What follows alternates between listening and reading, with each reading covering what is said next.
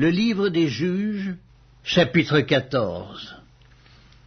Samson descendit à Timna, et il y vit une femme parmi les filles des Philistins.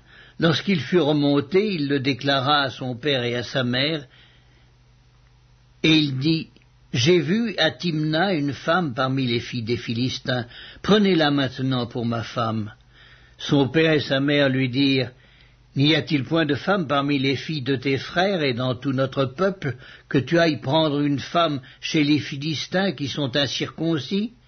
Et Samson dit à son père, « Prends-la pour moi, car elle me plaît. » Son père et sa mère ne savaient pas que cela venait de l'Éternel, car Samson cherchait une occasion de dispute de la part des Philistins. En ce temps-là, les Philistins dominaient sur Israël. Samson descendit avec son père et sa mère à Timna. Lorsqu'ils arrivèrent aux vignes de Timna, voici, un jeune lion rugissant vint à sa rencontre. L'Esprit de l'Éternel saisit Samson, et sans avoir rien à la main, Samson déchira le lion comme on déchire un chevreau. Il ne dit point à son père et à sa mère ce qu'il avait fait. Il descendit et parla à la femme, et elle lui plut. Quelque temps après, il se rendit de nouveau à Timna pour la prendre, et se détourna pour voir le cadavre du lion. Et voici, il y avait un essaim d'abeilles et du miel dans le corps du lion. Il prit entre ses mains le miel dont il mangea pendant la route. Et lorsqu'il fut arrivé près de son père et de sa mère, il leur en donna, et ils en mangèrent. Mais il ne leur dit pas qu'il avait pris ce miel dans le corps du lion. Le père de Samson descendit chez la femme. Et là, Samson fit un festin, car c'était la coutume des jeunes gens. Dès qu'on le vit, on invita 30 compagnons qui se tinrent avec lui. Samson leur dit, « Je vais vous proposer une énigme.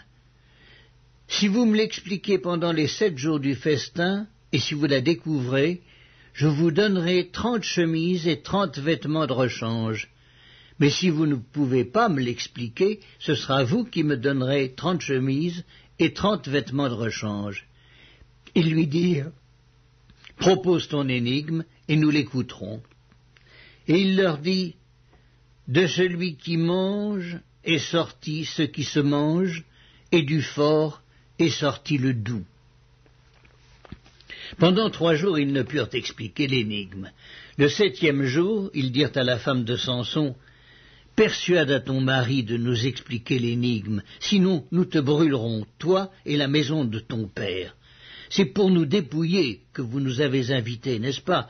La femme de Samson pleurait auprès de lui et disait, « Tu n'as pour moi que de la haine, et tu ne m'aimes pas. Tu as proposé une énigme aux enfants de mon peuple, et tu ne me l'as point expliquée. » Et il lui répondait, « Je ne l'ai expliqué ni à mon père ni à ma mère. Est-ce à toi que je l'expliquerai ?»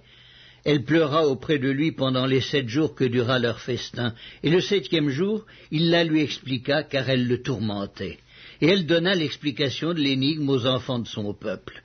Les gens de la ville dirent à Samson le 7e jour avant le coucher du soleil, « Quoi de plus doux que le miel, et quoi de plus fort que le lion ?»